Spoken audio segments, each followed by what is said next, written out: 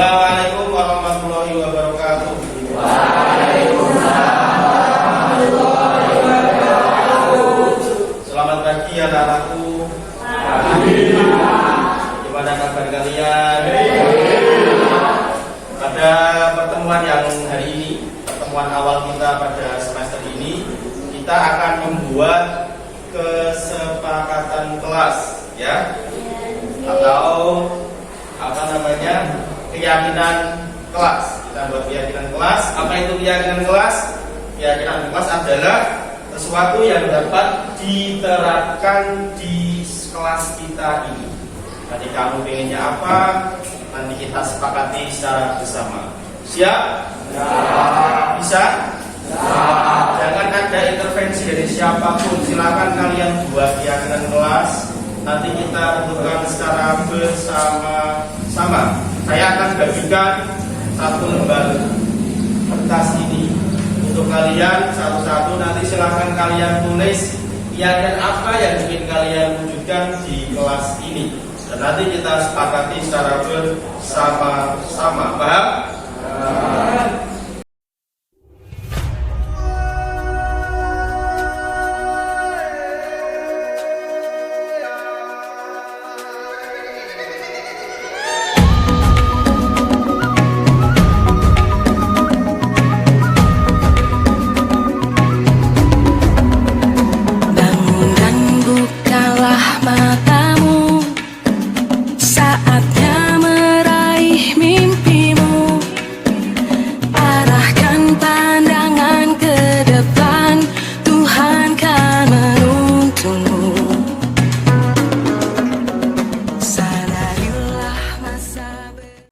Saya minta satu untuk maju bacakan satu.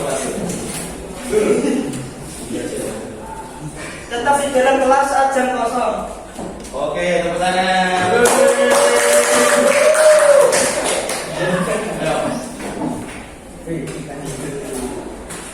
Menggunakan atribut dengan lengkap. Menggunakan laki-laki. Jangan tidur di kelas. Jangan tidur di kelas. Membuang sampah pada tempatnya. Terus Memakai dasi setiap hari. Menggunakan dan atribut dengan baik dan benar. itu kalian. Silvi. Ya.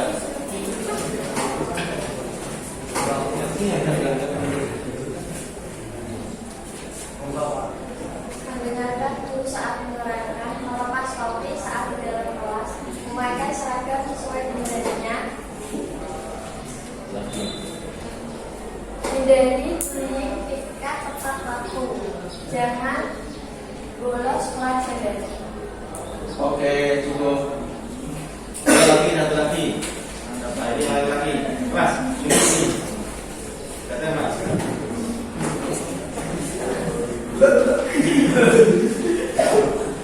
Jangan mencoret tembok kelas, mengerjakan presentasi kepada guru, gunakan sepatu warna hitam,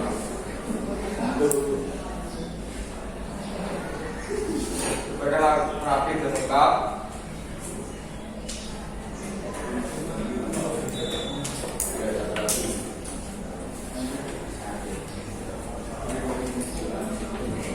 Gunakan sepatu setiap hari. Oke, terima kasih. Kasih tepuk tangan untuk buat kita semua. Kalian sudah tuliskan satu persatu keyakinan kelas dan nanti kita akan sepakati. Ini adalah keinginan kita bersama.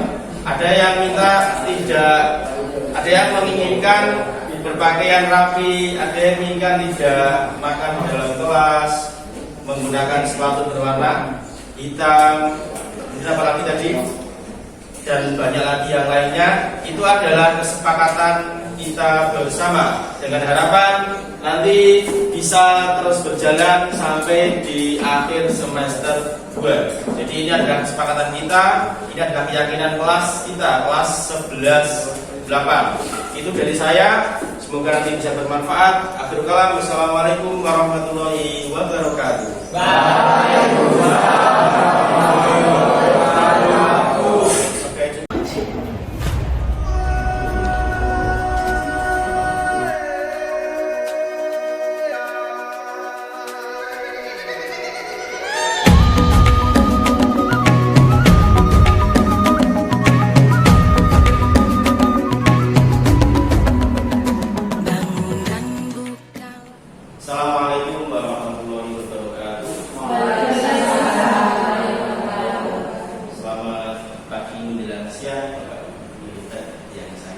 nanti yang kedua Wakaf kepada yang mewakili dan segenap PU dan Bapak Ibu guru yang saya cintai. Pada kesempatan hari ini saya akan mempresentasikan hasil dari program pendidikan guru pada modul 1.4 yang berisi tentang budaya positif. Dan isinya itu apa, kira-kira yang akan ditampilkan apa, nanti bisa kita lihat secara bersama-sama. Mohon maaf sebelumnya, saya tidak menggurui, tapi sini saya sudah mengajak berpikir positif. Bagaimana berpikir positif? Ini dibuat oleh saya sendiri, Muhammad Jiti Rahmat, sebagai calon guru bendera angkatan 10 Kabupaten Demak, Provinsi Jawa Tengah. Kemudian modul 1.4 paradigma stimulus respon kepada pendekatan teori kontrol. Jadi kita itu disuruh berubah. Kalau sebagai guru bendera harus mau bergerak dan bergerak. Yang pertama kita harus tata ulang paradigma kita secara berpikir. Ada sebuah referensi yang menjelaskan di sini disebutkan bila kita ingin membuat kemajuan perlahan, sedikit-sedikit ubahlah sikap atau perilaku Anda. Namun bila kita ingin memperbaiki cara-cara utama kita, maka kita perlu mengubah kerangka acuan kita. Kemudian ubahlah bagaimana Anda melihat dunia, bagaimana Anda berpikir tentang manusia. Ubahlah paradigma itu skema pemahaman dan penjelasan aspek-aspek terus tentang realitas. Dengan Stephen di sini kita diajak untuk berpikir mengelola otak kita. Kita harus diajak berubah. Kemudian ini stimulus respon. Realitas kehidupan kita itu sama. Teorinya seperti itu. Teorinya. Tapi teori kontrolnya ternyata di atas kehidupan kita itu berbeda-beda. Secara umum kita itu sama-sama membutuhkan pendidikan. Tapi ternyata realitasnya, teori kontrolnya bukannya beda. Kemudian semua orang melihat hal yang sama. Tetapi setiap lihat orang itu punya gambaran yang berbeda-beda. Ketika kita melihat satu objek, kelihatannya itu ada satu, dua meja. Itu terlihat meja. Tapi ketika kita lihat satu sama, ternyata orang kita kan berbeda-beda. Kemudian perilaku guru yang jenis, kemudian kita mencoba mengubah orang agar berpandangan sama dengan kita. Semula kita sebagai tenaga pengajar ini merubah pelatihan anak dan sama dengan kita. Ternyata itu secara intelektual tidak seperti itu. Kita bisa memahami pandangan orang yang lain tentang dunia. Ternyata kita harus bisa membaca bagaimana kondisi anak itu, bagaimana dia itu sesuai kodrat zaman dan kodrat alamnya masing-masing. Anak itu potensinya apa? Tidak bisa kemudian kalau dulu itu adalah seperti center, semuanya itu berpusat pada guru, sangat tidak. Kita berbagi sekali. Kemudian perilaku guru dilihat sebagai suatu kesalahan. Secara teori kontrol, semua perilaku memiliki tujuan. Ketika ada anak itu misalkan dia itu bandel atau nakal, itu belum tentu semuanya itu penilaian kesalahan. Tetapi mungkin ada memiliki tujuan yang berbeda. Kemudian orang lain bisa mengontrol saya, hanya ada yang bisa mengontrol diri Anda, hanya Anda. Kalau dulu kan kita diperintahkan ketika kita sekolah, kita harus sama seperti orang ibunya, tidak. Ternyata yang bisa mengontrol diri kita ya kita sendiri. Kemudian saya bisa mengontrol orang lain, Anda tidak bisa mengontrol orang lain. Saya bisa mengontrol orang lain, Anda tidak bisa mengontrol, tidak bisa sama yang atas. Kemudian pemaksaan pada saat rujukan itu gagal. Kalau kita yang ada ketika aja itu selalu memaksakan harus dikerjakan, harus dan sebagainya. Ternyata tidak. Ternyata di sini adalah yang diperintahkan jangan kita memaksa, tapi mengajak berkolaborasi. Itu mungkin ya tidak sama sih, cuma kita berkolaborasi, kerjasama, berpikir tentang dan yang sama, menentukan yang paling baiknya seperti apa. Kemudian modal berpikir menakal. Tapi sekarang sudah modelnya berpikir menang-menang. Ada yang kalah, ada yang salah semuanya tidak. Kemudian sekarang ke disiplin positif. Dalam rangka menciptakan lingkungan positif, salah satu strategi yang perlu kita tinjau kembali adalah penerapan disiplin di sekolah. Bapak Ibu semua punya rencana apapun di sekolah, punya program apa di sekolah. Kalau tidak ada landasan penerapan disiplin, semuanya itu tidak akan berjalan. Kemudian penerapan disiplin ini sangatlah dibutuhkan agar lingkungan positif itu tercipta. Tidak akan pernah terbentuk lingkungan itu menjadi lingkungan positif ketika tidak dilandasi dengan rasa kedisiplinan yang tinggi. Kemudian bahkan sebaliknya, kerusakan-kerusakan akan ada di mana-mana dan ini mengkhawatirkan bagi masa depan negara. Kalau orang itu tidak disiplin, maka ya sudah selesai. Orang itu tidak akan pernah terwujud yang namanya disiplin positif. Kemudian sambil dimakan ya, kita saja. Sebenarnya makan biasa ya. Kemudian disiplin, ini konsep disiplin positif itu seperti apa? Ini konsep disiplin positif itu merupakan unsur utama dalam terwujudnya budaya positif. Budaya positif ya, kita cita-citakan di sekolah. Kebanyakan guru sangat tertarik dengan topik pembahasan tentang disiplin. Mereka berpendapat bahwa kalau saja anak-anak itu disiplin, pasti mereka akan bisa belajar. Kalau anak itu disiplin, dengan itu nggak usah menggunakan belajar, itu tahu diri. Bahkan ketika kita nggak masuk pun, anak-anak kan belajar dengan sendirinya. Kalau memang anak-anak itu di dalam dirinya itu terdapat yang namanya konsep kedisiplinan. Rasa kon, rasa tunggu nih, jangan tunggu nih. Ya, nggak perlu dijaga. Jadi kalau memang konsep disiplin sudah tertanam pada anak, dia akan mengerjakan sendiri tanpa ada kerjasama dengan yang lain. Kemudian disiplin. Disiplin apa sebetulnya? Di sini disiplin yang dimaksud adalah disiplin yang memiliki motivasi internal. Jadi memang jiwa kedisiplinannya bukan karena dipaksa, tapi memang sudah tertanam dalam dirinya anak, diri kita masing-masing. Maka dia akan melakukan sesuatu dengan penuh termotivasi. Jika tidak memiliki motivasi internal, kalau di dalam dirinya tidak memiliki rasa disiplin, maka kita memerlukan pihak lain untuk mendisiplinkan kita. Maka kita sebagai guru harus bisa mendisiplinkan anak, karena anak itu dalam diri kita, anaknya ini belum terwujud. Kita berhak untuk menggali disiplin yang ada di diri anak. Kalau kita sebagai guru, maka siapa yang mendisiplinkan kita? Ya, atasan kita, sebagai kepala sekolah, wakil, dan sebagainya, teman-teman kita. Seorang yang memiliki disiplin berarti mereka bisa bertanggung jawab terhadap apa yang dilakukannya, karena mereka berdasarkan tindakan mereka pada nilai kebajikan universal. Ketika orang itu sudah memiliki rasa disiplin, maka diawasi, nggak perlu dipasang CCTV pun kita sudah tertib. Karena apa?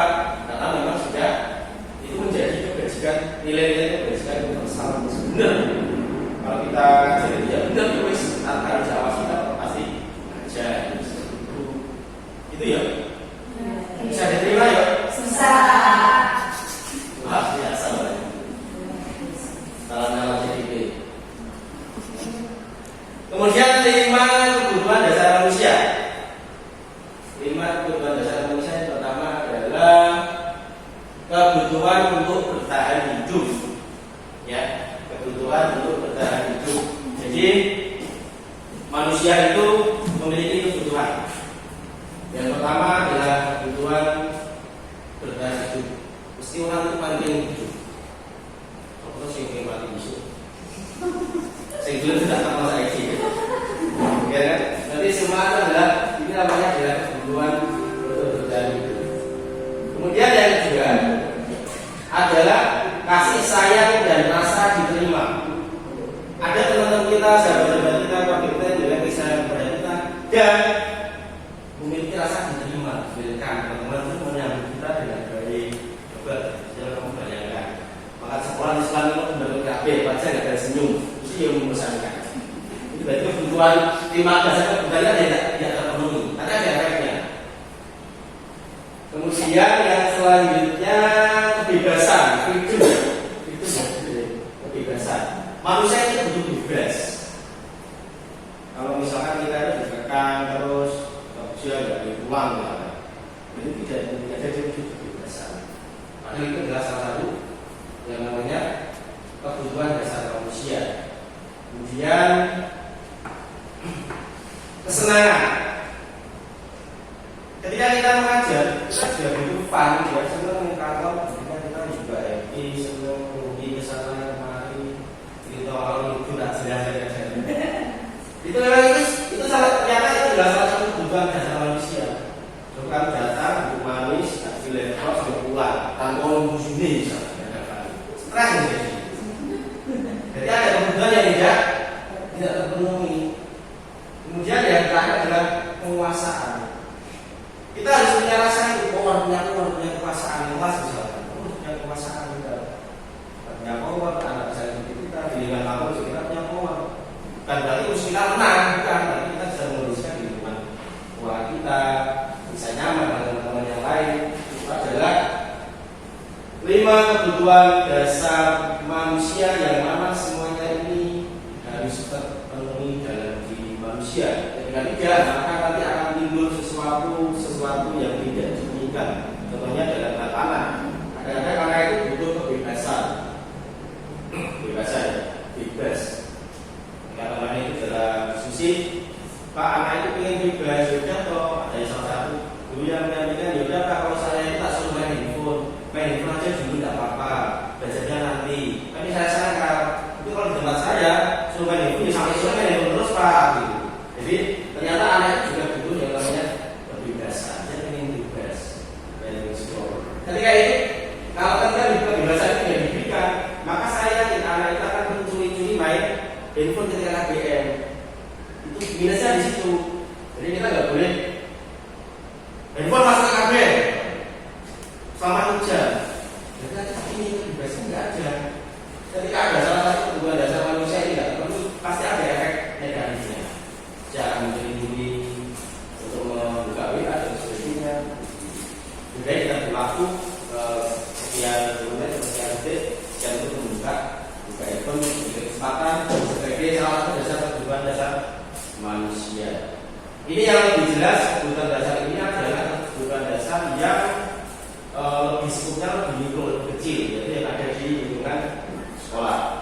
Kalau orang tua ya macam-macam, kebebasan macam-macam, tugasmu, juga pakaian, tugas dan sebagainya. Oh ya, sekarang. Kemudian posisi orang institusi ini sudah mulai agak apa namanya, agak serius ya. Mungkin nanti ada di jabatan baru dulu. Jadi kalau setelah saya sampaikan sedikit, saya di berbagai itu sejak ahli Pak.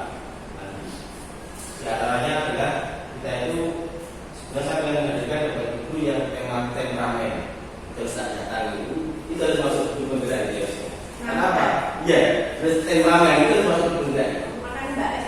Nah ini karena di dalam pembelajaran kita diajarkan untuk tidak boleh emosi,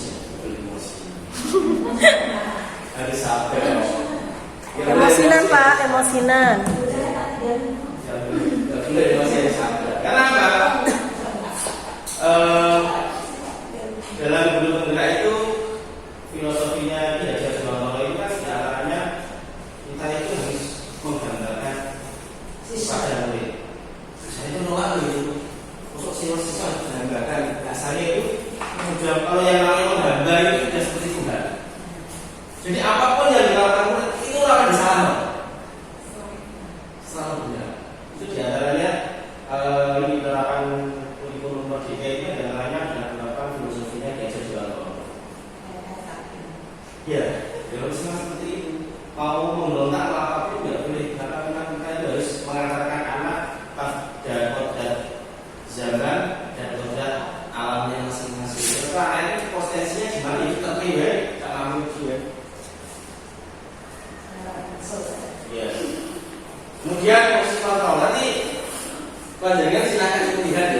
saya itu posisinya di mana? Posisinya di mana? Posisi kontrol ketika Bapak Ibu itu ada di kelas, kira-kira nanti posisinya di mana? Posisinya seperti apa?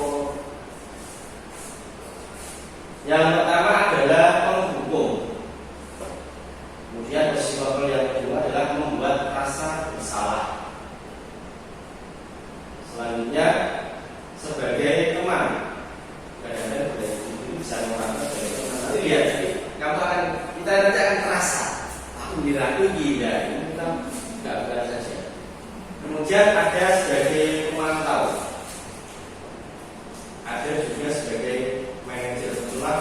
Semua ini adalah posisi kontrol institusi, yaitu posisi kontrol guru, baik guru atau orang tua atau orang lain bisa kita kondisikan.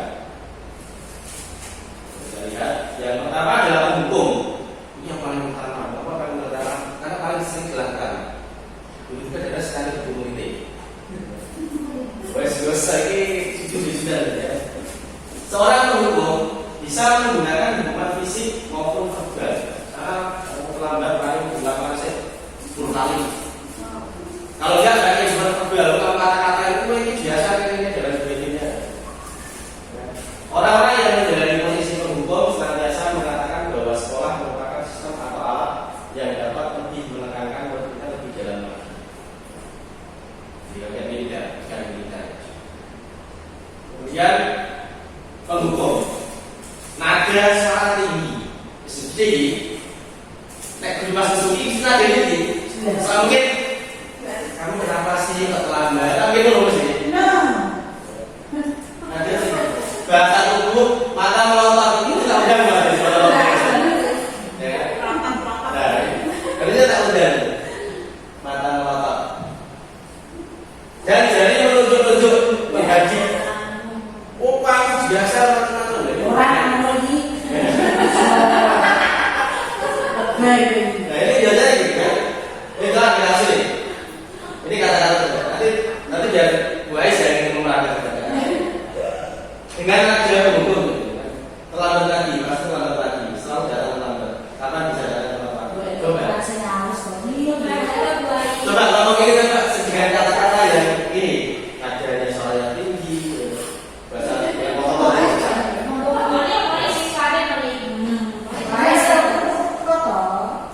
Enggak langsung cuma dibahasakan saja, dibaca.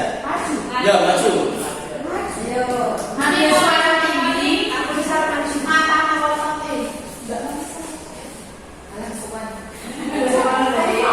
Teman-teman, saya akan mempraktekkan sebagai penghukum.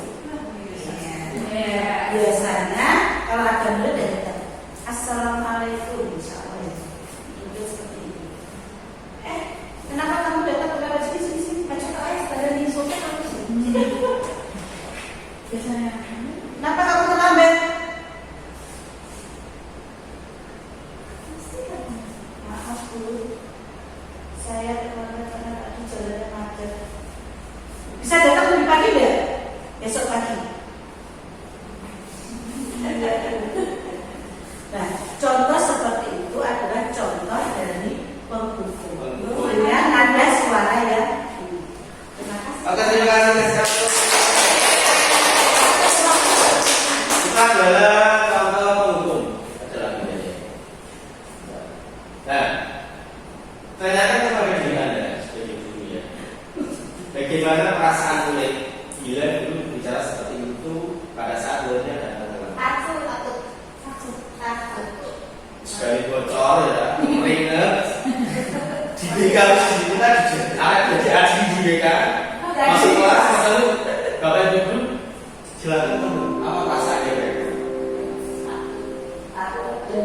hasilnya ini kemudian murid marah dan menunda dia kira-kira dia ya kan nanti ternyata dia itu marah dan menunda atau terserah agresif kadang-kadang malah kembali lagi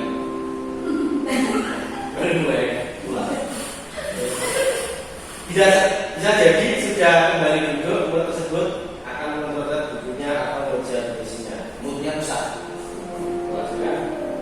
lebih dulu lagi sepulang sekolah boleh melihat motor atau mobil Bapak Ibu guru yang akan menggores atau merusak organ di jalan. Ini yang penting. Ketika kita melakukan pengelolaannya itu, ketika ada masalah dilakukan sebagai kamu.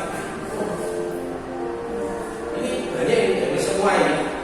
Saya juga bukan ada lagi. Nggak usah di punggi manusia. Kemudian yang kedua, ini lebih garisnya.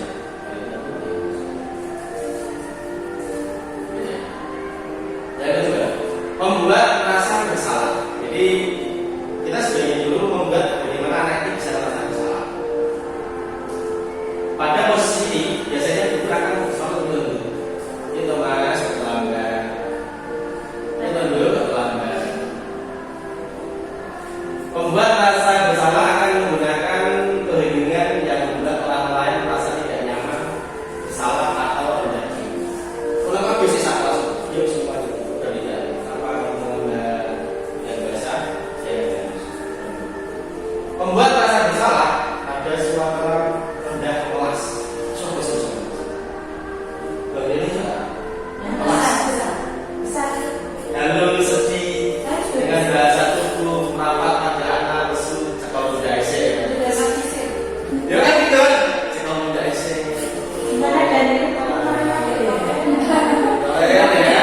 Kalau baca jalan itu kita lihat ya pelare. Nah ini adalah membuat rasa bersalah. Nah ini yang benar.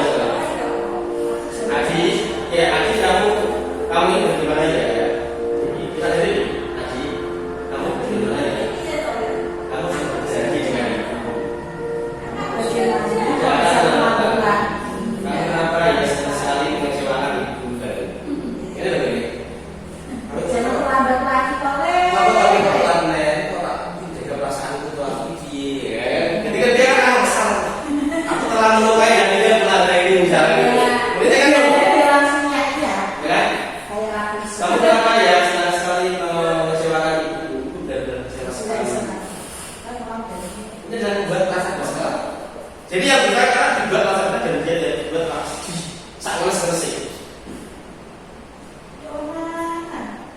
Kemudian bagaimana perasaanmu bila kita itu seperti itu? Nek murid itu dilakukan seperti itu, dia rasanya. Hasilnya murid akan merasa bersalah telah mengecewakan ibu atau bapak ibunya.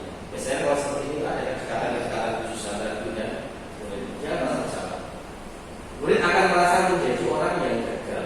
Aku telah gagal memberi guru saya gitu kan. Akhirnya ketika laku dari kantor kan gitu. Kemudian orang yang gagal dan tidak sanggup membahagiakan orang lain, dia akan merasa saya tidak sanggup membahagiakan orang lain, membahagiakan ibu. Kemudian tidak seperti murid dalam dengan guru menghukum. Ini beda ya, tapi kalau lebih keras itu juga beda. Di mana murid bisa menumpahkan amarahnya walaupun dengan cara negatif. Murid tertekan seperti inilah yang tiba-tiba bisa memutus amarahnya dan bisa menyakiti diri sendiri atau orang lain. Aku kan bahwa dia itu sakit hati. Sudah saya sangat tidak berguna. Malah bahaya. Tapi ketika pulang masuk kamar terus diketahui. Ini membuat rasa kerja. Dia seolah kesalahan yang ada tadi di dalam kami itu gara-gara saya. Nggak tahu itu. Teorinya seperti itu, tapi prakteknya ya terserah ini. Ya, ini sudah selesai. Sekarang teman. Ini sekarang ada teman. Ya nanti coba kita review ya, terus nanti pengalaman ini. Pada teman, dulu pada posisi ini tidak akan menyakiti murid, namun akan tetap berupaya mengontrol murid melalui persuasi. Posisi teman pada guru bisa negatif ataupun positif. Positif di sini berupa hubungan baik yang terjadi antara guru dengan murid. Guru posisinya teman menggunakan hubungan baik dan membuat untuk mengkarir sekolah. Contohnya, kita belum berpikir terus. Rasanya seperti itu. Jadi kan kayak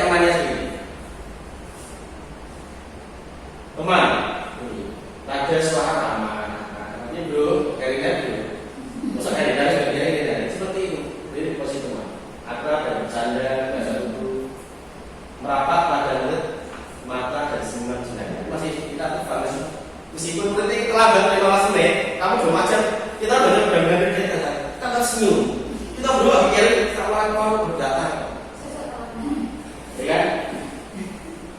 Jadi ini, ya nanti coba kita ceritakan mas. Ayo tanya lagi, Adi, ayolah, gimana sih kamu?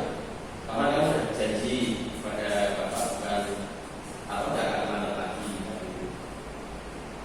Saya tertawa, jadi rakyatnya bro. Ini kalau saya seperti ini biasanya sini aja kayak gini. Saya tertawakan kan, saya sudah tidak ada apa-apa. Sudah masuk dulu sekarang bisa aja.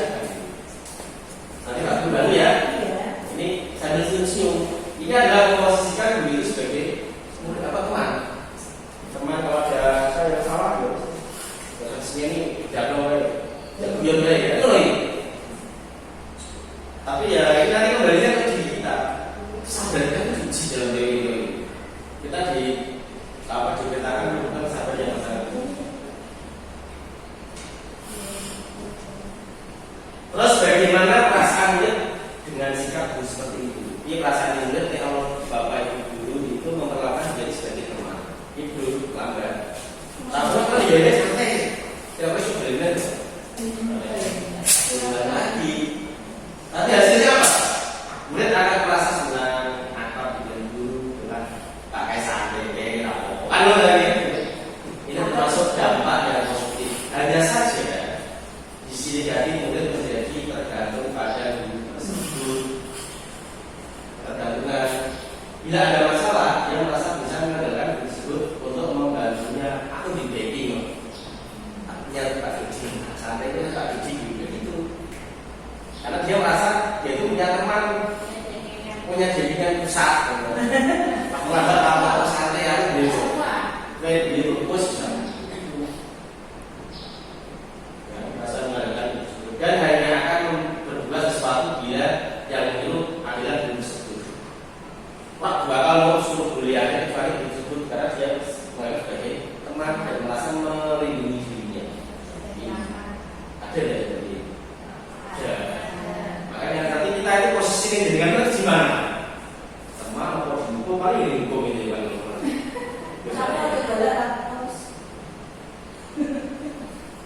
Kemudian memantau, posisi memantau. Memantau berarti mengawasi. Pada saat kita mengawasi, kita bertanggung jawab atas perilaku orang yang kita awasi. Posisi memantau berdasarkan pada peraturan dan konsekuensi dengan menggunakan sanksi konsekuensi. Kita dapat membicarakan hubungan dengan murid. Ini dari ini. Kita punya peraturan. Kalau terlambat adalah cara kalau terlambat berarti harus nyanyi caranya biasa. Nah, itu sesuai dengan konsekuensi. Itu lebih ke memantau. Jadi lebih ke melihat peraturan yang sudah ada. Tanpa harus melakukan atau menggunakan metode khusus. Pada pemantau ada suara datar dan satu pun yang formal. Biasa ya, ada anak terlambat biasa. Kok terlambat? Sudah 15 menit dulu. Konsekuensinya apa? Ya sudah saya doa dulu sendiri, berarti tidak jalan saja. Itu namanya prosesi pemantau. Guru, targetnya ini. Targetnya apa nih? Aji, tahukah kamu jam berapa kita mulai? Tahu Pak? Kamu terlambat 15 menit. Apakah kamu sudah mengerti konsekuensi yang harus dilakukan dan terlambat? Paham Pak? Saya tahu tinggal kelas pada jam istirahat nanti dan mengerjakan tugas ketertinggalan saya. Ya benar, nanti ya pada saat istirahat kamu harus tinggal di kelas untuk menyelesaikan tugas yang tertinggal tentang saya dulu. Jadi lebih aturan. Terlambat boleh masuk silahkan, tapi harus menambah durasi waktu keterlambatannya. Misalkan terlambat 10 menit, jadi teman-teman dari istirahat kamu harus melanjutkan 10 menit lebih dalam kelas. Itu lebih ke memantau. Itu sesuai dengan aturan. Ini tanpa emosi loh. Ini setelan sistem loh. Setelan sistem. Terus bagaimana perasaannya diperlakukan seperti ini? Rasanya dia seperti itu, tidak dilakukan seperti ini. Hasil, murid memahami konsekuensi yang harus dijalankan karena telah melanggar salah satu peraturan sekolah. Guru tidak menunjukkan suatu emosi yang berlebihan. Ya, guru nggak perlu menunjukkan itu, tidak bentuk energi yang luar biasa. Kita nggak perlu emosi, menjadi marah atau membuat merasa berbuat salah juga. Guru tetap dibuat tidak nyaman, ya. Guru tetap dibuat tidak nyaman, yaitu dengan harus tinggal di kelas pada waktu jam istirahat dan mengerjakan tugas. Guru tetap harus memantau pada saat mengerjakan tugas ujian. Tapi juga kembali lagi, nah kembali lagi bapak ibu gurunya itu juga harus stay di dalam kelas harus 10 menit. Nah itu kritis yang terlambat kita yang ditanggung ini posisi pemantau. Ya. Posisi yang lain. Yang lain. Posisi manajer. Posisi terakhir manajer adalah posisi di mana guru membuat sesuatu bersama dengan murid. Mempersilahkan murid mempertanggungjawabkan kami-nya, mendukung murid agar dapat menentukan solusi atas permasalahannya sendiri. Kelompok yang telah dia suruh mencari solusinya sendiri. Tidak. Selanjutnya adalah keyakinan kelas. Keyakinan kelas itu adalah keyakinan kelas merupakan sebuah keyakinan kebijakan universal. Keyakinannya kebijakan universal yang telah disepakati secara tersirat dan terserat lepas dari adanya latar belakang suku, negara, bahasa maupun juga agama, yaitu kebenaran universal atau kebajikan universal. Apapun ras sukunya, menilai itu adalah sesuatu yang baik, sesuatu yang benar. Kemudian selanjutnya pembentukan keyakinan kelas diantaranya ini ada 7. Yang pertama adalah keyakinan kelas bersifat lebih abstrak daripada peraturan, lebih rinci dan konkret. Kemudian keyakinan kelas berupa pernyataan-pernyataan universal, pernyataan secara umum. Yang ketiga, yang selanjutnya keyakinan kelas sebenarnya tidak terlalu banyak sehingga mudah diingat dan dipahami oleh semua warga kelas. Rasanya pendek-pendek. Masuk tepat waktu, pakai seragam sesuai harinya, jangan lupa tersenyum. Dan itu sebenarnya contoh kepada keyakinan kelas. Jangan panjang-panjang, tapi yang pendek-pendek, yang berguna. Dan selanjutnya semua warga kelas sebenarnya ikut berkontribusi dalam pembuatan keyakinan kelas. Maka ada pribadi gurunya. Dan selanjutnya juga meninjau kembali keyakinan kelas dari waktu ke waktu. Jadi ada peninjauan berkala. Ketika kira-kira dijalankan selama 1 bulan, 2 bulan, kalau kira-kira perlu diperbaiki, maka diperbaiki bisa. Ya, sama-sama dengan anak didik kita masing-masing. Contohnya, keyakinan kelas harus berpihak kepada murid dan dirumuskan bersama dengan murid demi membangun kemandirian mereka. Tidak boleh keyakinan kelas itu juga boleh berpunya sendiri. Kemudian di kelas kemudian disuguhkan kepada anak, tidak bisa. Tapi muridlah yang mencari keyakinan itu sendiri, baru kita kumpulkan jadi satu dan disepakati secara bersama. Ini adalah contohnya menjaga kebersihan lingkungan, sopan santun, fokus saat pembelajaran berlangsung, kemudian beriman dan bertakwa. Ini adalah contoh bahasa-bahasa yang digunakan dalam kalimat keyakinan kelas. Ini simpel dan mudah dipahami. Ikut videonya.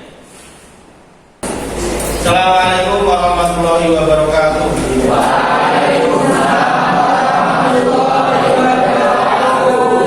Selamat pagi anak-anakku. Gimana kabar kalian? Pada pertemuan yang hari ini, pertemuan awal kita pada semester ini, kita akan membuat kesepakatan kelas, ya, atau apa namanya, keyakinan kelas. Kita buat keyakinan kelas. Apa itu keyakinan kelas? keyakinan kelas adalah sesuatu yang dapat diterapkan di kelas kita ini. Nanti kamu pengennya apa, nanti kita sepakati secara bersama. Siap? Ya. Bisa? Ya.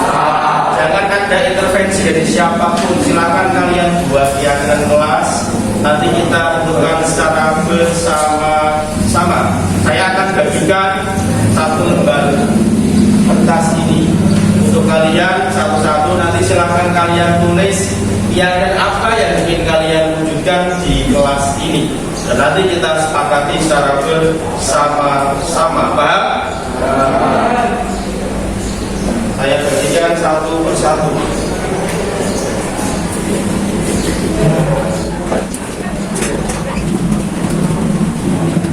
Jangan lakukan langsung di kuis. Jangan masuk siapa? Jangan lihat.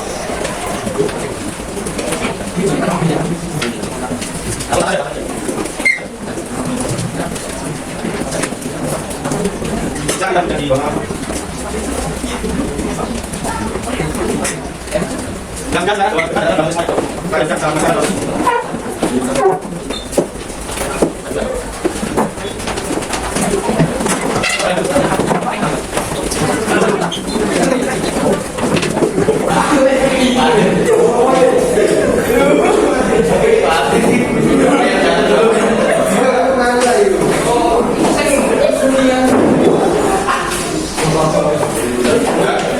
Sepatu warna hitam.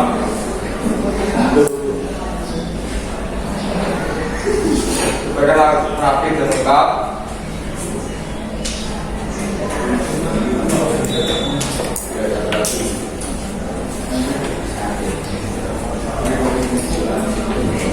Gunakan sepatu setiap hari.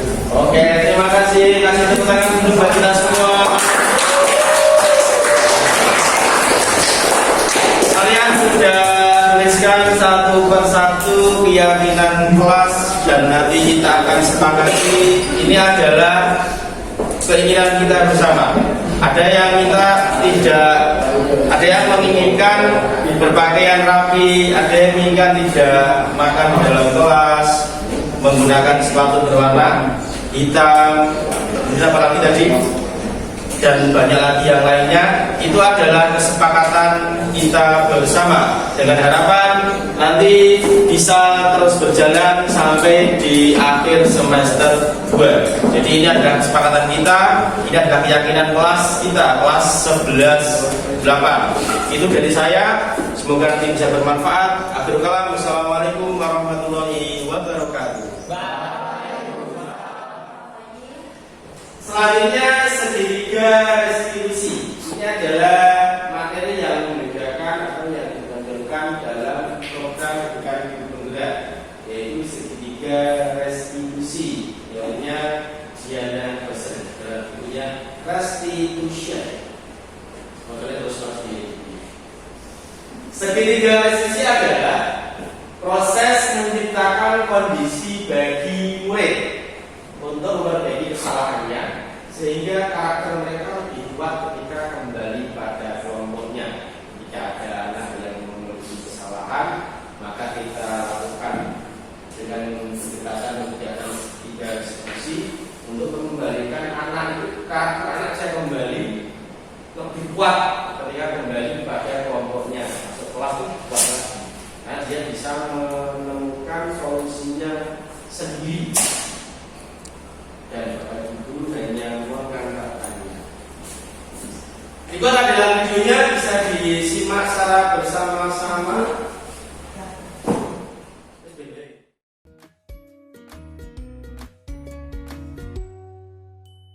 Salam dan bahagia Ibu dan Bapak guru hebat.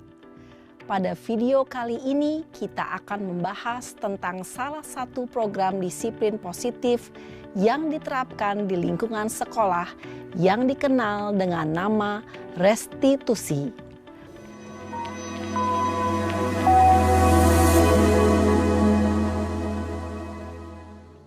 Restitusi dikembangkan oleh pakar pendidikan Diane Gosson, berlandaskan pada teori kontrol Dr. William Glasser. Segitiga restitusi adalah suatu proses dialog yang dijalankan oleh guru, atau orang tua agar dapat menghasilkan murid yang mandiri dan bertanggung jawab. Pada saat guru di posisi manajer, aspek yang dikembangkan pada murid adalah motivasi intrinsik, sehingga penanaman nilai-nilai kebajikan dapat tumbuh dan berkembang menjadi suatu kebiasaan positif yang akhirnya membentuk karakter murid. Proses dialog ini terdiri dari 3 langkah yang digambarkan pada ketiga sisi pada segitiga restitusi. Sisi pertama adalah menstabilkan identitas. Sisi yang kedua adalah validasi tindakan yang salah. Dan sisi yang ketiga adalah menanyakan keyakinan. Ibu dan Bapak guru, berikut ini akan ditunjukkan bagaimana seorang guru berada dalam posisi manajer menggunakan penerapan segitiga restitusi.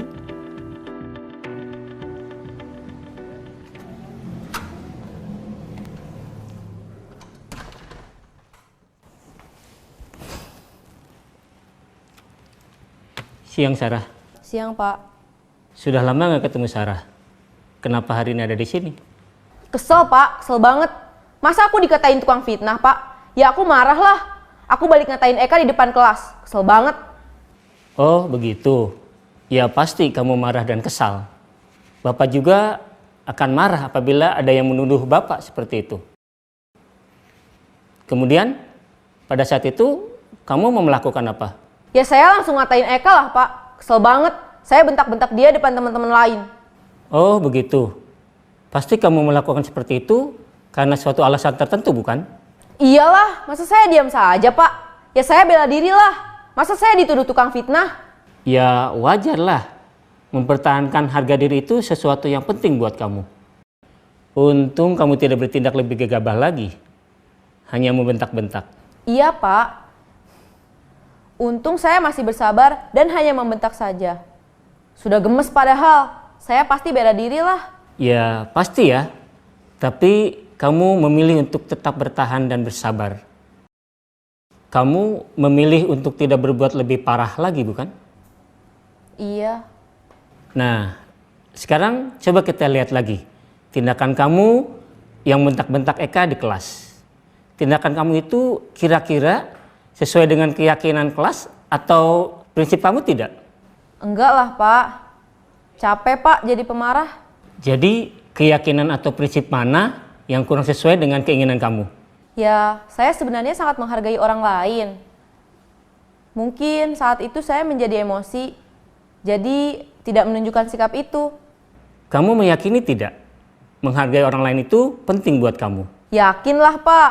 Iya, setuju. Kita harus saling menghargai. Namun, ada juga keyakinan yang kita sepakati yang perlu kita jalankan apabila kita sedang marah, bukan? Ya, saya bisa lebih proaktif, mulai dengan diri sendiri. Saya bisa jadi lebih bersabar, mengambil waktu jeda untuk berpikir mau apa selanjutnya. Kira-kira kamu bersedia memperbaiki masalah ini tidak? Bersedia, Pak. Kalau kamu memperbaiki masalah ini, kamu akan menjadi orang seperti apa?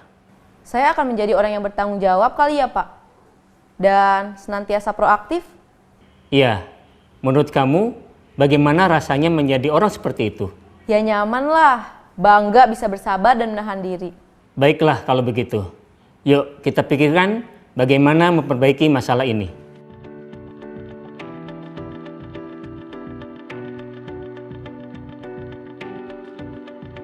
Ibu dan Bapak guru hebat, baru saja kita menyaksikan contoh bagaimana seorang guru berada dalam posisi manajer menggunakan penerapan segitiga restitusi. Mari kita bahas satu persatu. Pada sisi pertama, menstabilkan identitas berdasarkan pada prinsip bahwa membuat kesalahan adalah bagian dari proses pembelajaran. Sisi pertama dari segitiga ini berperan menggeser identitas murid dari identitas gagal ke identitas sukses. Murid yang sedang bertingkah laku yang tidak pantas atau menarik diri saat itu sedang mengalami identitas gagal. Bila kita mengkritiknya, maka posisinya tidak akan berubah. Kita bisa mengajukan pernyataan-pernyataan ini. 1. Membuat kesalahan sesuatu yang wajar. 2. Manusia tidak ada yang sempurna. 3. Kita bisa memperbaiki masalah ini. 4. Saya tidak menanyakan kesalahannya. Saya lebih fokus bagaimana memperbaiki masalah ini. 5. Apakah saat ini kamu tengah menjadi orang yang baik untuk dirimu sendiri? Pada sisi kedua, validasi tindakan yang salah berlandaskan pada prinsip bahwa setiap perilaku berupaya memenuhi suatu kebutuhan tertentu. Guru yang telah memahami teori kontrol akan bergeser dari pemikiran stimulus respon menjadi proaktif dan mencoba untuk mengenali tujuan dari perilaku murid.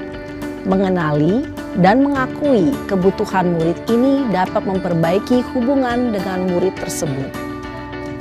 Pernyataan atau pertanyaan bisa disampaikan dengan nada suara tidak menghakimi atau memojokkan, sehingga dapat mengembalikan murid pada posisi positif.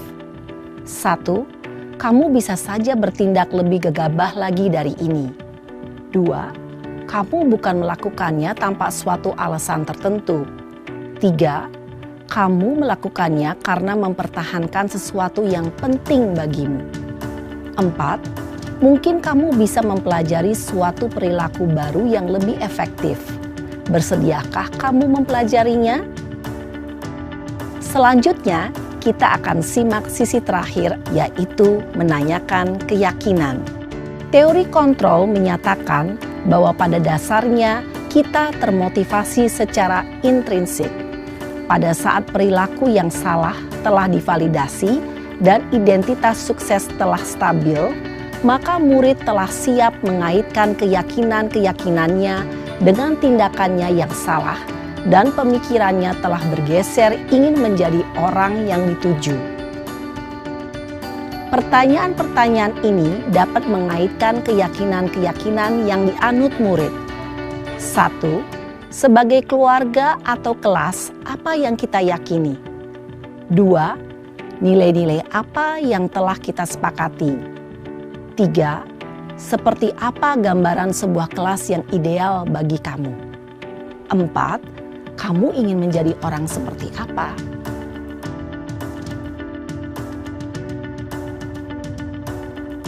Dalam menerapkan segitiga restitusi, perlu diperhatikan beberapa hal, yaitu 1.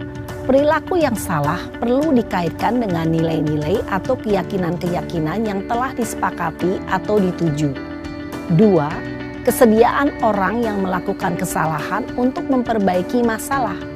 3. Pemecahan masalah sebisa mungkin relevan atau memiliki hubungan dengan masalah yang ada. 4. Usaha.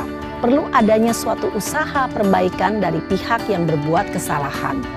5. Waktu. Perlu didedikasikan waktu dari pihak yang berbuat kesalahan. Tanyakan kapan akan mulai diberlakukan usaha untuk memperbaiki masalah. Dengan memahami struktur penerapan segitiga restitusi, diharapkan guru dapat menerapkan posisinya sebagai manajer dengan mengajukan pertanyaan-pertanyaan bermakna yang dapat membuat murid menjadi lebih percaya diri, bertanggung jawab, dan mandiri. Nah, ibu bapak guru perlu tidaknya mengikuti ketiga tahapan dalam segitiga restitusi bergantung pada ringan beratnya suatu permasalahan. Misalnya, bila permasalahan tersebut ringan, maka tidak perlu dijalankan secara berurutan. Bahkan bisa semudah menanyakan apa keyakinan yang kita sepakati. Dengan menjalankan segitiga restitusi, dengan mengajukan pertanyaan-pertanyaan bermakna, diharapkan murid menjadi lebih kuat secara pribadi, dapat membuka wawasan murid agar dapat menyelesaikan permasalahannya sendiri, semakin percaya diri, mandiri, dan merdeka. Salam dan bahagia, ibu bapak guru hebat.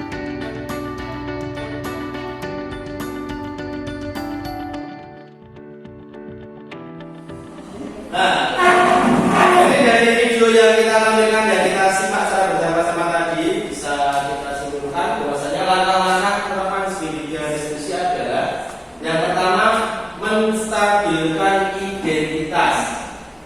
Stabilize the identity. Langkah awal yang perlu dilaksanakan pada segitiga distribusi adalah menstabilkan identitas. Ada anak yang lagi bilang masalah, dia punya masalah dan berburu datang ke kantor, tidak boleh kemudian kita itu mensu. Ojo jangan sampai kita itu emosi. Tapi kita stabilkan dulu kondisinya anak. Kenapa kamu marah? Kita kembalikan dulu. Setelah itu terjadi dan setelah stabil kondisi anak, kemudian kita validasi tindakannya yang salah. Kira-kira yang salah apa? Salahnya kenapa? Apakah karena memang di rumahnya atau karena apa? Sebenarnya kita validate the mistake. Salahnya divalidasi. Apakah itu benar kesalahan atau memang itu adalah unsur tidak sengaja? Setelah itu terjadi, baru kita menanyakan keyakinan kelas. Kira-kira keyakinan kelas yang mana yang itu dipandang oleh anak tersebut? Lalu nanti akan menghasilkan sebuah solusi atau penanganan untuk anak tersebut. Jadi kesimpulan dari segitiga diskusi adalah ada 3. Selamat mencoba, ya. Selamat menerapkan di dalam KBM dengan semua di kelas atau di rumah dengan keluarga, pada anak kita, pada lingkungan sekitar kita, dan itu juga bisa dilakukan dimanapun.